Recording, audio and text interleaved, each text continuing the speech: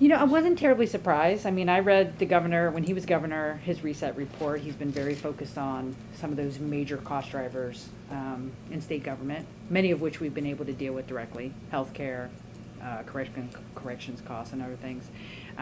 Actually, I would credit his reset report on trying to get us all very focused. So he does care about PERS. I have not looked at the ballot measures.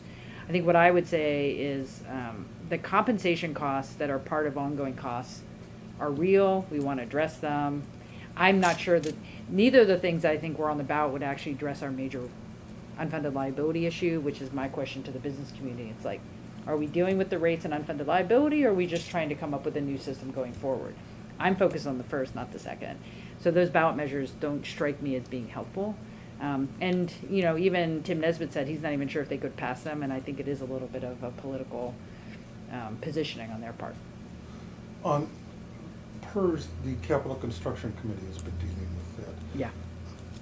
What do you see pro and con as the ideas that have been talked about and the concerns that have been raised?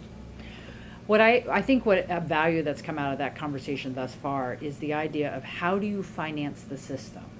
How is the system working? What other kind of governance structures do you need to put in place to make sure that we can buy down some of the unfunded liability as well as manage our rates going forward? We all understand there's a rate issue on the next biennium going forward. So how big is that number? What are your choices? I think there are short-term choices, pulling pots of money, and I think you saw that a little bit in the governor's conversation around SAFE. Do you pull big pots of money to kind of offset so you can deal with the rates in the next biennium, but then how do you deal with that going forward? So we're trying to figure out those kind of big picture money issues. And I think that's what's disappointing with some of the business proposals. You even heard this from Tim Nesbitt 2 weeks ago. Well, these things will deal with like 30% of the problem, but then the 70% of the problem these don't address. Well, we're focused on the 70%. How do you refinance the system? Things like, do you have a longer amortization of the debt? Currently, we have 15 years. Should it be 25? What's the impact of that?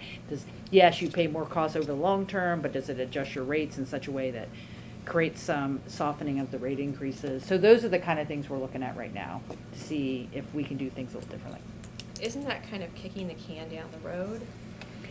Well, you could make that argument, although we have one of the shortest amortization periods in the country. We have a pretty complex system. We're at 15 years. The statute allows us to go to 40 years. I wouldn't advocate going for 40, but what's the value, what's the pro and con of going to 20 or 25 years on the amortization? Yes, you could pay more, you will pay more cost down at the end over time, just like when you refinance your mortgage. But if the biggest issue going over the next several biennia is the rate increase, does the amortization drop that a couple of percentage points so then we can get through this next 10 years of rate increases until the system kind of smooths out and drops off. So other states do it. It's a financial mechanism to make your rates a little more manageable. Should we do that? So we're looking at the numbers. We might not end up doing it, but 15 years does seem a little short.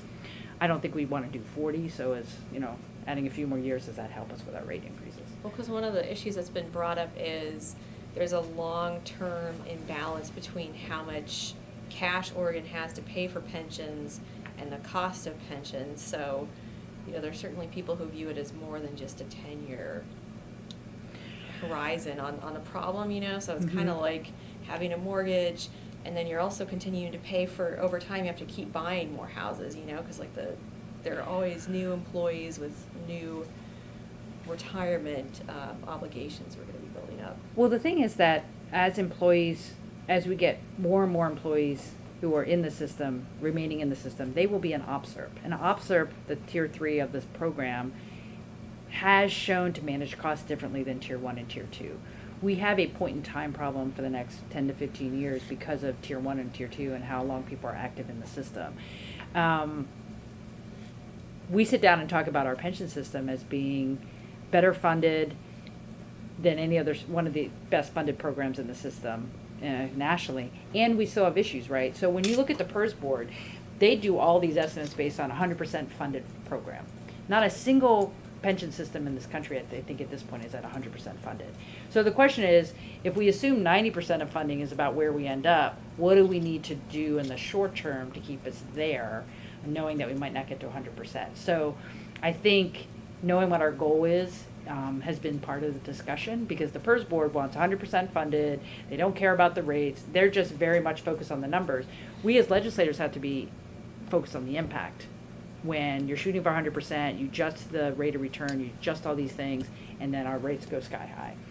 There's a balance between a well-funded program and the rates that we're having to pay. And all of our bond raters think, our pension system's in pretty good shape comparatively to other states. So it's not a liability at the moment, but it could be if we're not trying to buy down some of the unfunded liability, which is our goal right now.